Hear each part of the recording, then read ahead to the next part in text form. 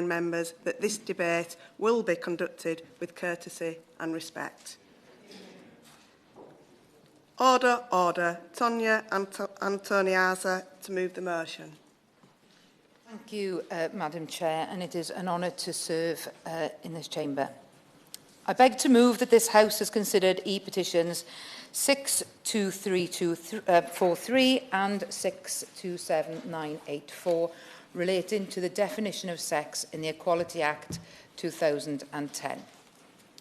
I'm pleased to open this debate on two petitions on behalf of the Petitions Committee.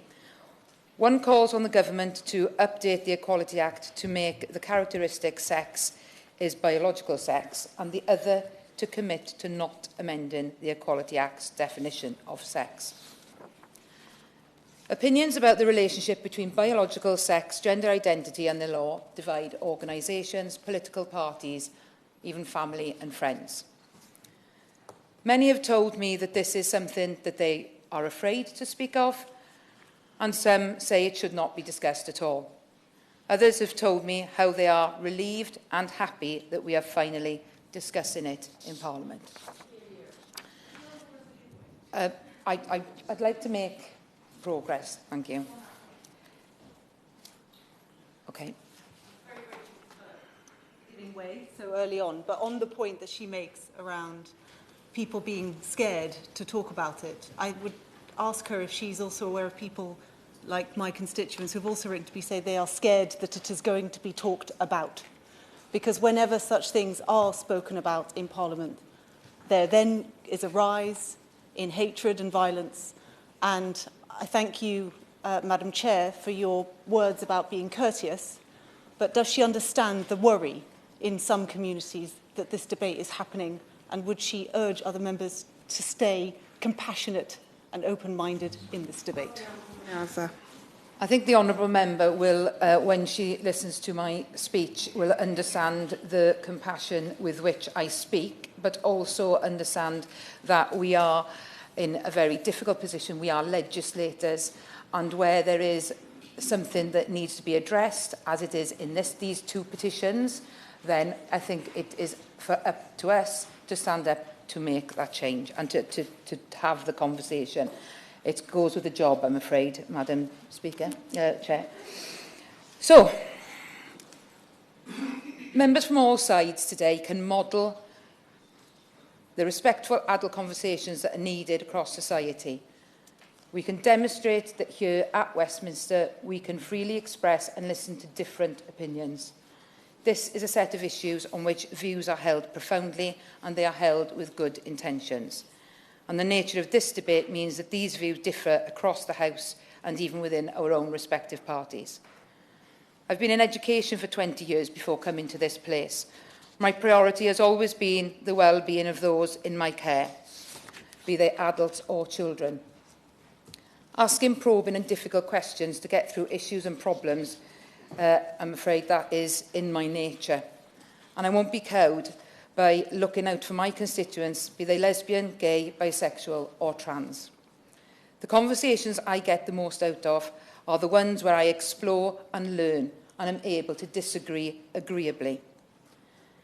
It is a mark of adult politics not to pretend that we are in perfect agreement on every issue, and Westminster Hall debates like this offer the opportunity for us to explore issues free from the usual pressures of votes and the instructions of the whips. It is a debate that will explore the difficult interrelationships that exist between rights, and it will mark the difficulties of lines between which individuals and collective rights are drawn. However, it is for this House to decide the way those rights are formed and how they are interpreted.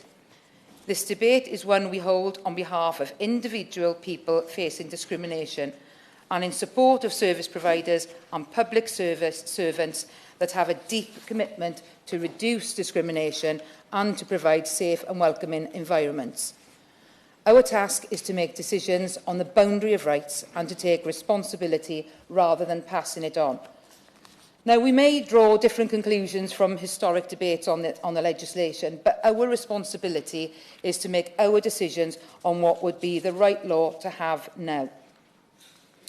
And in order to prepare for this debate, the committee clerks arranged for me to meet with the petitioners and organisations supporting both of these petitions, and I thank them all for their time and their input. The House of Commons Library has also produced a debate pack which covers the complexity of the legal issues behind these two petitions. And I'm most grateful to everyone that's spoken to me, because these were two broad positions. Those who support the petition to update the Equality Act say that the law should be clear about the two sexes, and that it was never the intention of the Equality Act to make that difficult or impossible, to have sports that are for biological females only, to protect services that are for women, such as domestic violence refuges, or assure an elderly woman or a woman getting a smear test that, when they ask for a female carer or nurse, that she will have the right to be treated biological woman. A biological woman, not a logical woman. So, and also to provide single-sex spaces where women are undressing and washing, for same-sex attracted people opportunities to associate with each other, and for public sector equality duty to consider the needs of women separately from trans women. Now, speaking with Kate Barker from the LGB Alliance, Julie Bindle and Tamara Burrows from the Lesbian Project, who support the clarification of the Act, they explained to me that the protected characteristic of sexual orientation is also contingent on the definition of sex as biological, and that the Act did not intend to remove the rights of association for same-sex attracted lesbians. For the lesbians that I met, I heard how biological sex is fundamental to understanding their rights as same-sex attracted people. So this grey area that we have is creating ongoing problems for lesbians. If we don't say that sex in the Equality Act means sex, then we may as well scrap the protections of sexual orientation. They said that the protected characteristic of gender reassignment exists. Trans people are able to hold their own separate groups under the protected characteristic, and can also associate with lesbian groups already open to them. So the question posed was, why cannot lesbians organise lesbian-only spaces? The Lesbian Project is an organisation who want to research and study lesbian lives and survey lesbians. If trans women are included in it, it renders the research meaningless and pointless. This is not, I was told, about being anti-trans. It was about the bedrock of being a lesbian, and a lesbian is a female attracted to females. It was highlighted that there must be protections for trans people, but not at the expense of women's rights. It is becoming a barrier to lesbians in coming out, and this, for them, is a huge problem. So the question for many is, should women be allowed female-only associations? Should it be easy and straightforward for women to be able to undress, shower, and use a toilet in female-only spaces? Those that want the Equality Act to stay as it is say that trans people are already using services for the opposite sex without concern whether they have a gender recognition certificate or not. And not allowing them, would be harmful, and it would be detrimental to their human rights. And it is therefore the responsibility of society and lawmakers to ensure that people are able to access opposite-sex facilities, services and sports. And I'd like to take this opportunity to thank Dr Finn McKee, Robin Moira-White, Dr Paul Martin and Nancy Kelly for taking the time to speak to me and to explain the situation for for their petition. Well, it's not their petition, but for that petition.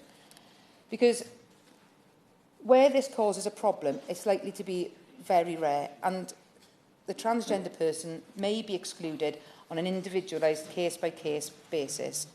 Some of those arguing for no change to the Act believe that trans women are women and trans men are men, and that therefore... Order. Suspended for 15 minutes for a division in the House.